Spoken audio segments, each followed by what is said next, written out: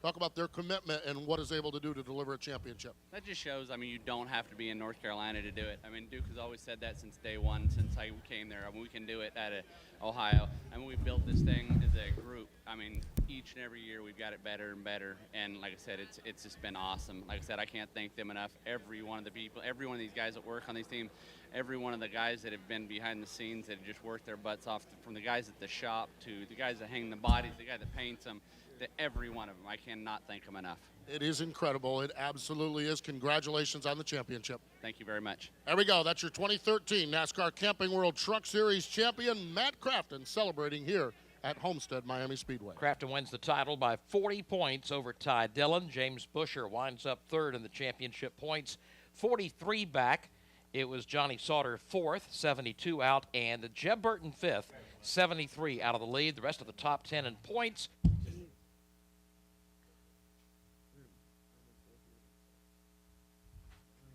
Okay, we're going to roll right into our post-race for tonight's 18th annual Ford EcoBoost 200 NASCAR Camping World Truck Series race here at Homestead-Miami Speedway, and what a race it was. 3 attempts at a green-white checker. And joining us up on the podium right now are second and third place finishers. 2 of our top rookies and 2 of our top performers this year in the Camping World Truck Series. Jeb Burton joins us. He drove the number 4 Arrowhead Chevrolet. He came in third, and then coming in second place is Ryan Blaney. He drove the number 29 Cooper Standard Ford. And Ryan is also the 2013 Sunoco Rookie of the Year in the Camping World Truck Series. At age of 19, he becomes the youngest winner in the Camping World Truck Series for the Rookie of the Year award. These 2 gentlemen up here, very proud of you 2 guys. You've had super years. Fifth in points for Ryan Blaney, 6th in points for Jeb Burton. Swap the other way around. Yeah, I knew that because I told your mom that out on pit road. Jeb is 5th and Ryan is 6th. Outstanding performances. Let's hear from Jeb right now. Just another solid performance. Just talk about this race, and then maybe if you could quickly reflect on your rookie season. Well, it felt good to be back competitive again. We've kind of been through a slump a little bit lately with our finishes, and my guys did a good job for me. We struggled a little bit in qualifying today, but right when the green flag dropped, we were coming to the front, and they did awesome today with pit stops and giving me a good truck in the race. And I was catching Kyle right there, biding my time, and I was going to wait for 5 to go and make a run at him, and I was just getting closer and closer. And I just ran in a little too hard, and I got a little airtight and got in the wall, and then it was downhill from there. We came in and pitted, and I thought our night was really done then. And, we got some tires, and they beat the damage off of it, and we were 25th with 6 laps to go, and we drove back up to 3rd. I'm pretty happy with that. A little disappointed that we didn't get the win, though. Ryan Blaney, second place finish here tonight. Sat on the pole here today at Homestead-Miami. You won the 2013 Sunoco Rookie of the Year. Talk about maybe that accomplishment, beating a very, very strong field of rookies, I might add. One of them sitting next to you there, and then, of course, the other one of note, Darrell Wallace Jr., Vermont, Brennan, several outstanding rookies in this class this year. But congratulations on that, and maybe talk about that, and then your performance here tonight. You hit the fence a couple times and yet almost won the race.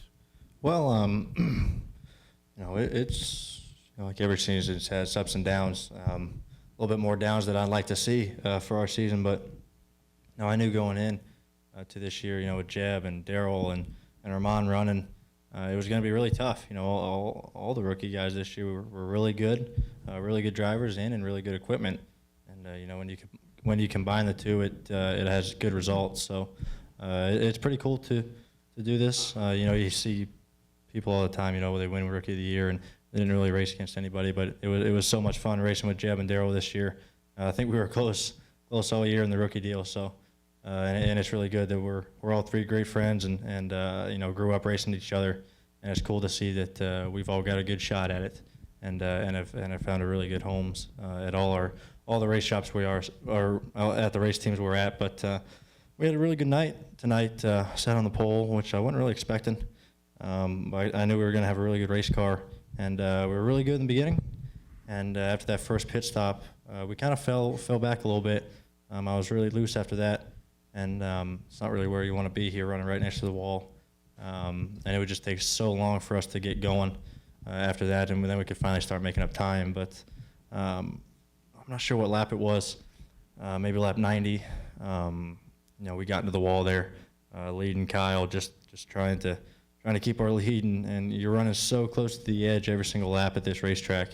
You know, 6 inches from the wall. Sometimes you slip up, and there's no getting out of the wall once you touch it. So that was my mistake. But you guys made a great call at the end to come in and take 2 tires and to give me a shot at it. Just didn't quite get there in time. Take questions now for Jeb and Ryan. If you have one, raise your hand. We'll start right here with Reed. Reed Spencer with NASCAR Wire Service. There was one time where both of you guys were involved in a 4-wide race for the lead. Is that about as good as it gets? Yeah, you know, I ran this race last year, and this is probably one of the most fun and frustrating racetracks on restarts, especially when you have you know, guys on new tires behind you like we had towards the end. Luckily, we were on the good side of it, that we had tires and we can make our way towards the front. So it's always a great racetrack here. You always see great racing, and they always fan out there for about 3 laps on a restart, and it's really tough to make a pass. So I think that makes for great racing for the fans, and ought to make good racing for TV. So it's a lot of fun when you come out on the good end of it, like us two did. Other questions? Right here, Zach's got one. We got you a mic coming. Zach Halbert, NASCAR.com. Jeb, if you could just talk about the rally that you guys made, and after you had hit the wall, do you think your night was pretty much sunk, and just the comeback you guys made? Yeah, I definitely thought we were kind of done after that. I hit the wall pretty hard twice.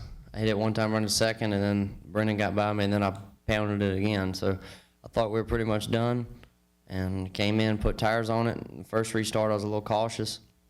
I didn't really know what it was going to do, and it was still digging. I was just a little bit tighter, and it was good.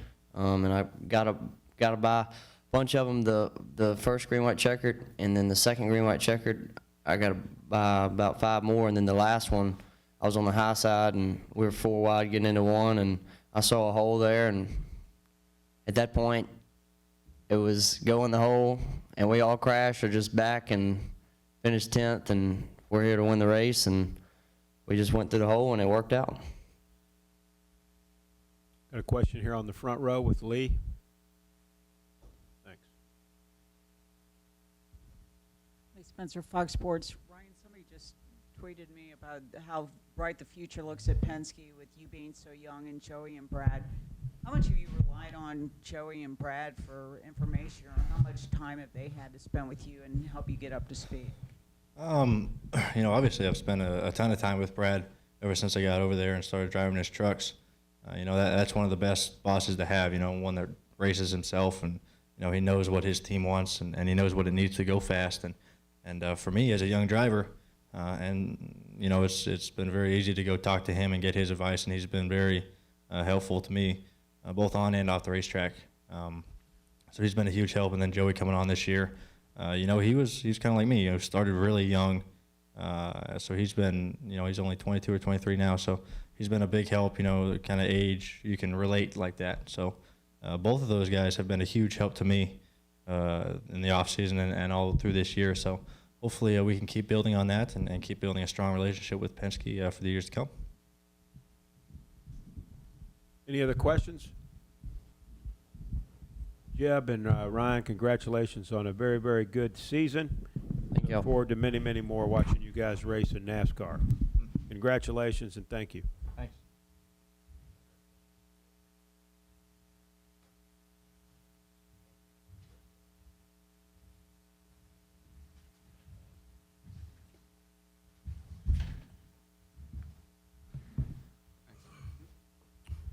Okay. We're now here to hear from our race winner and also our 2013 NASCAR Camping World Truck Series Owners Champion. Kyle Busch went to victory lane tonight. He drove his truck, the number 51 Toyota Care Toyota. He's joined by his crew chief, Ryan Fugel. Rudy. Rudy Fugel. There you go. My gosh, I think I called you Ryan last time. It doesn't matter. That's Either way. his real name. My real name's Ryan. That's your real name, Yeah. Ryan, but you go as Rudy. Yeah. My bad. But anyhow, Kyle, this is your 35th win in the Camping World Truck Series. Your 5th win in 2013, your second time you won here at Homestead-Miami. It's your second Camping World Truck Series Owners Championship. You also won in 2010. And you actually tied in owners points with the 88 truck. But as we know, you go to the tiebreaker and it's about wins. And I know you're about winning. And so you guys won the tiebreaker in wins. You had 5 different drivers race your truck this year. Of course, you did it 11 times. Eric Jones, Chad Hackenbrack, Denny Hamlin, and Scott Bloomquist all contributed to the championship here this evening. But I'll talk about winning the race and what a race it was down the stretch. There was a lot of great racing out there, and then also about what it means to your organization to win this championship, because I know that's a lot of work, a lot of effort. And just congratulations on all of that. But talk about both of those, if you would, please. Sure, yeah. Thanks. It's a very meaningful night for us. You know, everyone at Kyle Busch Motorsports. This certainly means a lot to myself and Samantha. And, you know, we're blessed to be in this position, obviously, and to have the teams that we've had this year and all the people that we've had and whatnot. So, can't say enough about all that, but tonight it was, you know, it was a do-or-die situation. You know, we knew to come in here to try to lead all the laps and to win the race, and early it didn't look like we had the truck capable of doing that, but, you know, I just kept putting good laps out there and trying to stay off the fence. It was certainly a race of being up as close as you can without getting in it, and we saw a couple of the young guys get in it there with Ryan Blaney first, and then when I was leading at the end, the Ford truck behind me with Jeb Burton got into it too, and just gave me a cushion then after that where I could sort of cruise on into the end of the race. But always get them cautions here, and that seemed to be what lost us this race last year was late caution and guys coming in and getting tires and having tires over us and being able to beat us. But when you're out front and you're in that position, it's really, really hard to tell yourself that you can pit and be able to come back up through the field with only green, white, checkered. And let alone whether it's multiple green, white, checkers or not, you don't know. That's an unknown. So it's a tough situation to be in. And Rudy made a good call to stay out. I probably would have come down. That's what I wanted. I would rather have tires and start chasing. But I knew our truck was better out front, so ultimately it was a good call. And this 51 Toyota Care Tundra was awesome tonight. Glad it was up front for that long and that we were able to win the race and ultimately get ourselves tied for the Owners' Championship. And to get credited with it now, it's something else. I mean, you know, that's what we strive for each and every weekend all year long. And it's Rudy's first championship as a crew chief. And, of course, you know, for our team, it's our second. But, you know, it's due to a lot of hard work and dedication from a lot of great people. And Rudy, just talk about obviously what it means here to win this race tonight, but obviously to win that Owners' Championship. You played such a key role in that. And just talk about how you're feeling right now. It's hard to put into words. I mean, it's 22 races and a long 11 months so far since I've been hired. And you start a team, you start building trucks, you start doing stuff, and, you know, there's a whole bunch of 60 to 70 guys back at the shop that are so involved, and you know, just so proud. I didn't think we had much of a chance coming in. You know, you had a small chance, you know, but so you just go in. All right, we're just gonna get our 6th win, and it just ends up working out. So it's crazy. You know, we just everybody dug in hard, and having him driving, giving me the opportunity to do this is amazing, you know, and then all the help from Rick Wren and from Eric Phillips, our other crew chiefs, and all the people at the shop. It's couldn't do it without them and everybody at TRD as well. So it hasn't sunk in yet. We'll take questions now for our race winner and our championship owner and his crew chief. Go ahead. Reed Spencer, NASCAR Wire Service. Cautions may complicate things, but if it hadn't been for the second caution under the green-white checkers, Crafton doesn't reckon you don't win the owner's title. Do you sometimes feel like it's just your night? Yeah, I guess, you know, the Lord was on our side for some reason tonight, and Samantha and I both appreciate that, of course. You know, there's been a lot of great things that we've been blessed with, and, you know, first an owner's championship in the first year out with our race team, and now again here in 2013 with a different crew chief and a lot of different drivers behind the wheel. Like Kerry mentioned, you know, having Denny and Scott Bloomquist, Chad Hockenbrock, and Eric Jones, and of course, without Eric Jones winning last weekend, I mean, we wouldn't have been in this position this weekend to come out here and have the opportunity with those bonus points to be close enough. And you know, of course, you know, Matt had to have trouble, and unfortunately he did. I hate it for his team and Duke and Rhonda. I know how long they've been in this sport and how much they've wanted to win an owner's championship. And if there's any consolation prize, I mean, tying. I mean, you can't get any closer than that, certainly. So you know, it's just.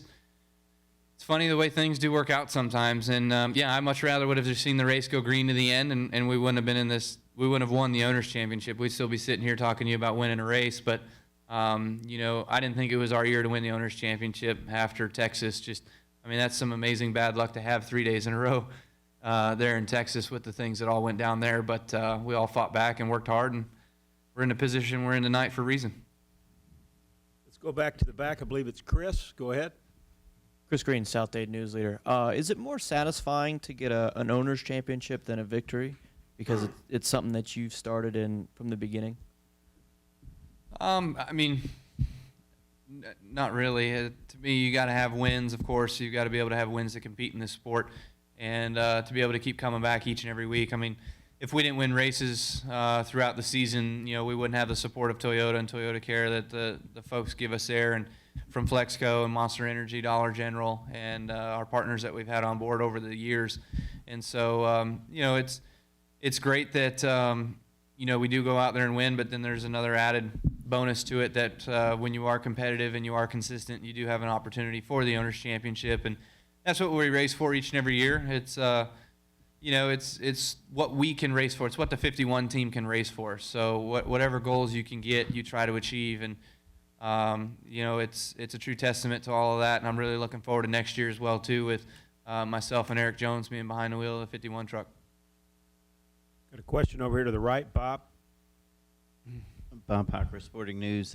If we have similar situations Sunday, would be the same kind of quandary for the leader, whether to stay out or not, or do the Cup cars race so different that the decision is easier? No, I would believe it's going to be the same difficult decision for sure. I mean, we were out there for, what, 19 laps or so? 19 laps. It's going to be tricky. I mean, it depends on how many laps are left. I mean, in the same situation with a green-white checker, I mean, like I said, I would have pitted because I would have banked on the opportunity of multiple green-white checkers. But in the event that it only goes one, and you come back to the line and you come and get tires, you don't have enough opportunity to get back to the front. So that's why the crew chiefs get paid all the big bucks. Right? Yeah. That's right, Rudy. Other questions? Far right over here to Chris.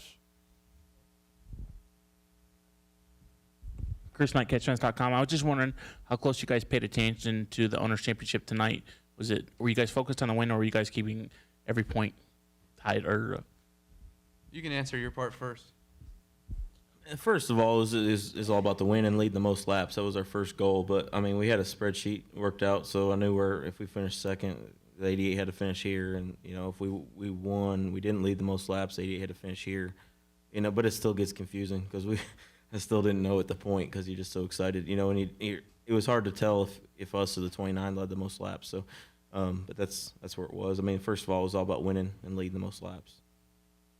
And I'll second that because it's funny. Our our stat man, G-man. Where's he at?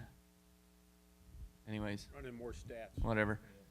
So he did the stats earlier this week, and he said, I don't know what it is. It's like an 11. It's got to be more than 11% chance or something of us winning, right? What was that? It was like 18 or 19%. 18 or 19% of the 51 truck going in the race, leading the most lap and winning, and then Crafton finishing outside the top 22 or 23, whatever he needed to finish was whatever else percentage, and you multiply those together, and it was only 3% chance that we had an opportunity to come in here and win the Owners' Championship. So it was slim, but G-Man, he had all the stats. So it was kind of funny. So everybody in the shop was basically saying all this week, like, so you're saying there's a chance. And obviously there was a slim one, and we made it happen. So G-Man pulled out his abacus.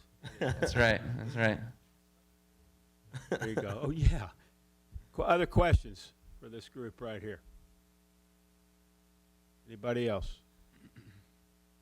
Well, listen, terrific season in the NASCAR Camping World Truck Series for Kyle Busch Motorsports. And Kyle and Rudy, congratulations. Kyle, we know that when you're out there racing, it's going to be quite a show. So congratulations and good luck the rest of the weekend. Hope so. Thank you again. Thanks.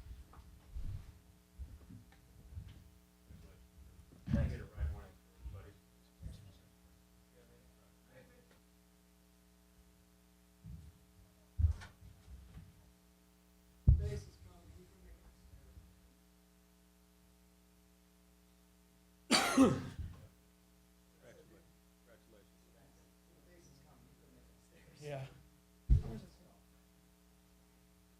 Right here. Okay, maybe not right there. Huh? Maybe not.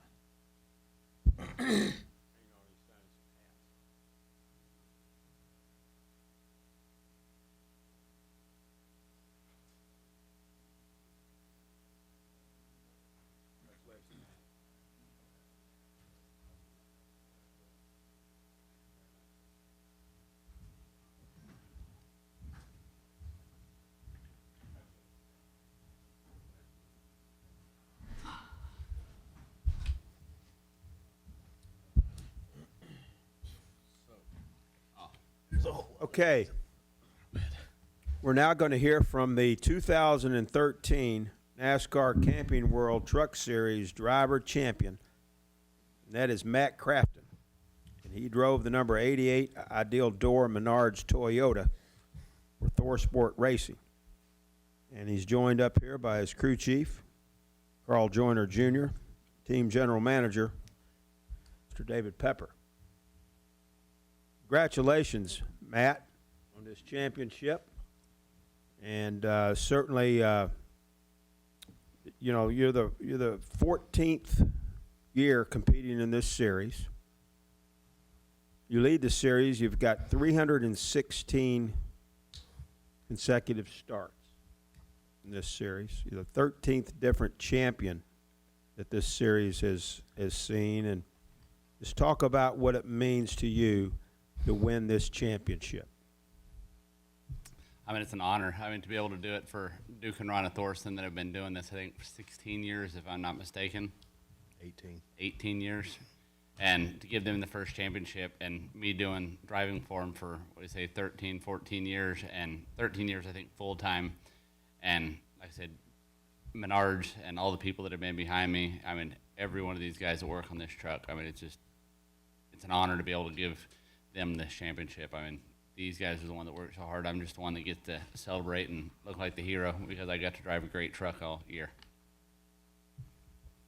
Crew Chief Carl Joyner, let's talk about what this means to you as well. Means everything. That's what we wake up every day to do. That's how we're bred, per se.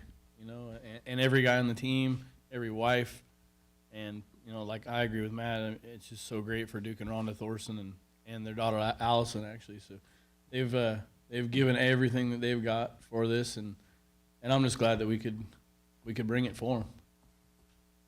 And David, this race team based out of Ohio, had a terrific year this year. And let's talk about what this championship means. Same as the guys, absolutely everything. Duke and Ron have been doing this for 18 years. Us guys up here have been doing this our whole life. It's the culmination of a lifetime achievement award for all of us. It's really big.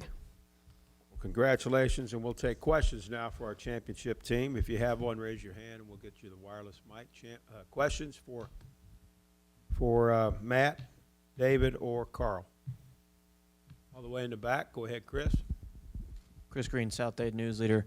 Matt, what was going through your mind when you had that accident towards the end of the race? Were you focused on completing all the laps from the season? Were you worried about the Owners' Championship at all?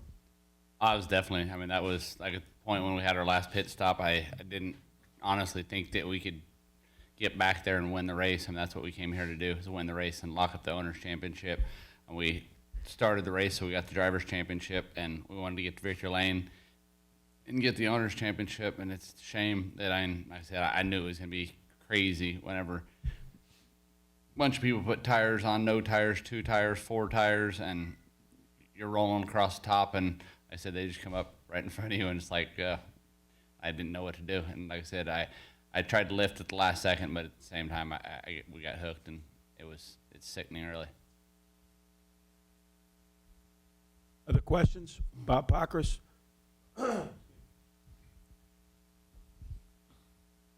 Bob Pockris, Sporting News. Matt, can you just kind of talk about the day? I mean, was it anxious just getting it kind of over with?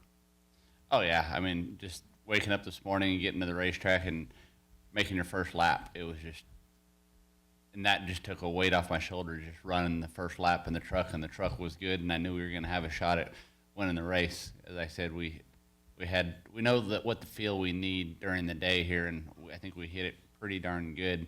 And it wasn't quite what we needed on the long run, but right there at the end of the race, it was a bunch of short runs. Like I said, if we would have had some track position, I know we would have had something for them. But like I said, it was an awesome day. I mean, it's been an awesome year. I mean, it's been the greatest year of my life so far. Like I said, to have a baby and win a NASCAR championship, nobody can ever take that away from you. Go ahead, Bob. And she's talking about it. I think she just said that. Way to go there, Dad. You probably don't know, but I saw Coulter go down and talk to some of your, I guess it's maybe Duke or somebody there before you all went on stage. Did you get a chance to talk to him at all? Nah, or did they really? I didn't. We didn't talk at all. I mean, I know that Joey wouldn't do anything anything to harm us. And I said, I'm sure he was in 4-wheel drift. I don't know if he had 2 tires, no tires, to be totally honest. And I said, that was one of the last people that I would thought that would have slid up there and slid into us. And I said, I was just on the gas and like, oh, and then he just kept coming. And like I said, I never would have dreamed that he would have did the slide. I don't know if his spotter called him clear and I was there. And like I said, there's just a million things that could have happened right there. And we were in the wrong place at the wrong time. Other questions? I know you guys have been busy out there at the stage, and got a couple other things we'd like for you to do as well. So, but congratulations on this championship. You're going to be able to celebrate it up close and personal, I guess, Monday night at the awards banquet, much deserved, because I just know how hard it is to win this championship. And congratulations, and want you guys to enjoy it and enjoy your reign as a NASCAR champion. Thank you very much. Thank you. It's an honor.